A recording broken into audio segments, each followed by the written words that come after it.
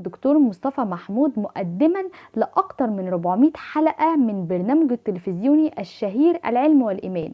كان له مسجد في الجيزة اسمه مسجد مصطفى محمود، وكان بيتبع له كمان 3 مراكز طبية لعلاج ذو الدخل المحدود، وأيضا مرصد فلكي ومتحف للجيولوجيا. درس الدكتور مصطفى محمود الطب وتخرج عام 1953 في تخصص الأمراض الصدرية. محمود عاش في حتة جنب مسجد المحطة اللي كان بيعد إحدى مزارات الصوفية، وده اللي سبب أثر واضح في أفكاره. يرى مصطفى محمود إنه عندما عرض على التلفزيون مشروع برنامج العلم والإيمان وافق التلفزيون رصدا 30 جنيه للحلقة، وبذلك فشل المشروع منذ بدايته، إلا أن إحدى رجال الأعمال رياض العريان أنتج البرنامج على نفقته الخاصة ليصبح من أشهر البرامج التلفزيونية وأوسعها انتشارا على الإطلاق.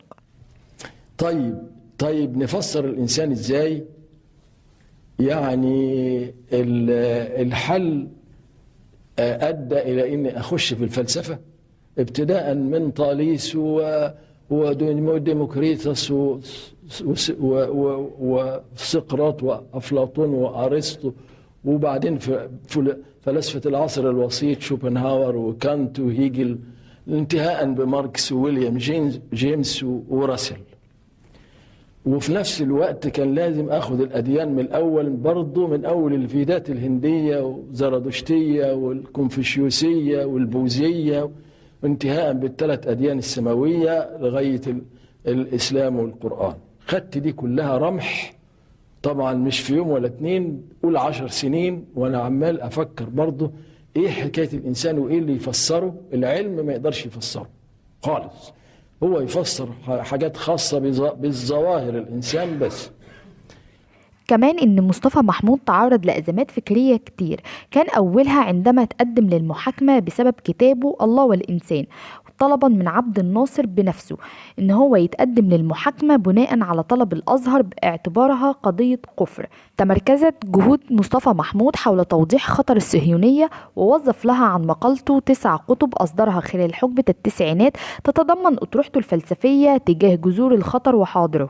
وقد برع الدكتور مصطفى محمود في فنون كتير، منها الفكر والأدب والفلسفة والتصوف، وأحيانا ما تشير أفكاره ومقالاته جدلا واسعا عبر الصحف ووسائل الإعلام، وأشهرها الأزمة الشهيرة أزمة كتاب الشفاعة. طب اعتزاله جه ازاي؟ ما كانش سهل خالص، كانت محنة شديدة جدا أدت إلى إن هو يعتزل الكتابة وينقطع عن الناس حتى أصابته جلطة، وفي عام 2003 أصبح يعيش منعزلا وحيدا.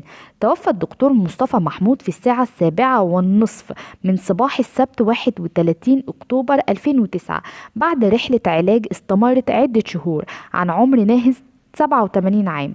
وقد شيعت الجنازة من مسجده بحي المهندسين، ولم يحضر التشييع أي من المشاهير والمسؤولين، ولم تتحدث عنه وسائل الإعلام إلا قليلا، مما أدى إلى إحباط أسرته. وقام الإعلامي وائل الإبراشي بالتعقيب وقتها على التجاهل الرسمي للراحل مصطفى محمود، وقال الإبراشي إن مصطفى محمود كان بيمثل خطر على إسرائيل، لأنه كان الوحيد اللي كان بيرد على ادعاءاتهم واتهاماتهم من خلال قراءته في العقائد والتاريخ والعلوم، وهو ما تسبب في حرق شديد للمسؤولين في الدولة، ومما قد يفسر تخليهم عنه في محنة مرضه وحتى لحظة وفاته.